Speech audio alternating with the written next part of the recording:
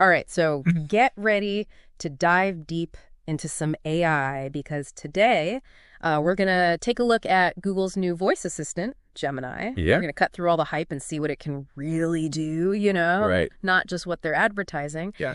And lucky for us, we've got our hands on a really cool firsthand account of someone who really put Gemini through the ringer. Absolutely. So we can really see what's going on here. It's not just someone asking what's the weather or, Right. setting a timer. This is someone who really wanted to push the limits of language learning, Yeah. role playing, Okay. even trying to get Gemini to make sound effects. Wow. Really interesting stuff. Okay, so let's start with languages. Like every time a new AI comes out, everybody's always asking, is this finally going to kill Google Translate? So did Gemini ace the test? What happened?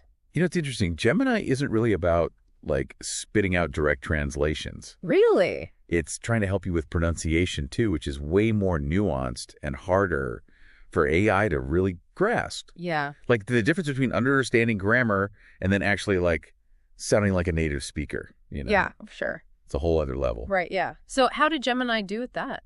So in this user's test, there were some really impressive moments. Like at one point, they were trying to perfect their French pronunciation of merci beaucoup. Okay. And get this, Gemini actually picked up on this super subtle error they were making Oh, wow. and then gave them specific coaching, like round your lips more or make this sound deeper in your throat. Right. It wasn't just like a generic, you're saying it wrong. Right. It was like having a little pronunciation coach right there. Wow, that's actually really cool. Yeah. Like it might actually save us from some embarrassing pronunciation fails in the future. Right. But did it work for every language or? So that's where things got a little less impressive. Okay. When the user tried Mandarin. Oh. And this is kind of like a known issue with AI in general, is tonal languages. Right. It turns out that even when the user was like, hey, can you help me with the tones?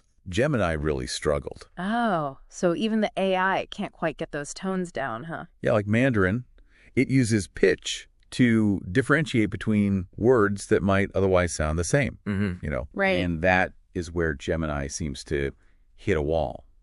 If algorithms, at least right now, just aren't quite there yet with analyzing and processing those really subtle changes in pitch that totally change what you're saying. Yeah, that makes sense. I took years of Mandarin and I still mess up the tones all the time. So Right. So is that a deal breaker or is there hope for the future? It's definitely a challenge, but AI is constantly evolving. Right. What seems impossible today could be totally normal tomorrow. Yeah. But I think what's important is for you, the listener, to kind of understand these limitations as you're exploring what Gemini can do, Right. So you're not going in with super high expectations in every single language. So, we've seen that Gemini can kind of hold its own in a language lesson. Yeah. What about something more creative? This user really wanted to see if Gemini had any personality. Okay, now we're getting to the fun stuff. What'd they do? Try to make it write poetry or something? Even more interesting, they wanted to see if it could role play. What? Could they have a conversation with it? Oh, okay. Where it pretends to be an anime girlfriend or an ogre or even a cat. Wait, seriously? Who comes up with this stuff? Right? I mean, you got to hand it to them. That's pretty clever. Yeah, it's a good way to see how far this technology has come, Yeah. Because role-playing, that requires the AI to not just understand language, but be flexible with it. Yeah. To understand different characters and, mimic the way they might talk. That's a lot. It's a tall order, yeah. So did it work?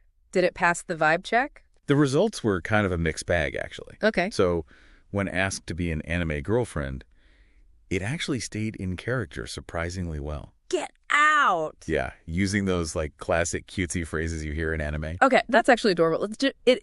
Declare its undying love. Try to propose a virtual date. I gotta know. See, and that's what's so interesting. Okay. It played the part, but it never said it had real feelings or emotions. If you really listen to what it says, it's very careful with the wording, Interesting. Stays playful, but doesn't make promises it can't keep.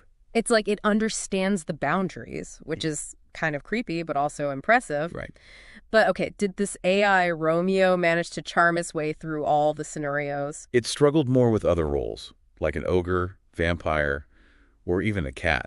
Oh no! Did it totally break character, start reciting Shakespeare instead of growling and hissing? It wasn't quite that bad. It could describe them really well. Okay. It'd like give you a good picture of what they look like, but it couldn't actually do the voices. Aha. And that's a big difference from some of the other AIs we've talked about that can really, nail the voices and accents. Right, yeah. So it's like Gemini hit a wall there. Yeah. It can paint a picture with words, right, but not bring those characters to life vocally. Yeah, I see what you're saying. And that kind of highlights something important, right? Gemini's strength is more about adapting the language to a style or a persona. Right. Not so much like embodying a full character with a voice and everything. Yeah. Which, it's a subtle difference, but important to remember as we kind of keep going here. Yeah. But speaking of limitations, let's talk sound, like actual audio. Okay, so we've talked about Gemini's way with words, its role-playing skills. Right. But can it handle actual sounds? I'll be honest, I was a little skeptical about this part. Yeah, and it's a valid question, right? There's a big difference between an AI describing a sound right, and actually being able to make it. Totally. And for a lot of AI systems, there's still a pretty big gap there. Yeah, for sure. Like, reading about a Jimi Hendrix guitar solo is not the same as hearing it. Exactly. So did Gemini manage to rock our world with its sonic skills? Let's just say it wasn't exactly a concert-worthy performance. Oh, okay. The user tried to push it pretty far, asking it to beatbox, yodel, even like imitate animal noises. I can only imagine what that sounded like.